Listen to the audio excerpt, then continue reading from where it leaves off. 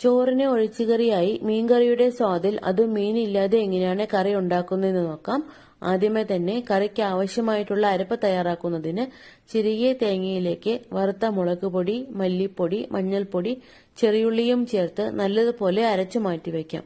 ഒരു പാൻ ചൂടായതിനു ശേഷം അതിലേക്ക് വെളിച്ചെണ്ണയൊഴിച്ച് കറിയുടെ മെയിൻ സാധനമായിട്ടുള്ള കോവയ്ക്കയും ഇട്ട് നല്ലതുപോലെ വഴറ്റി മാറ്റാം.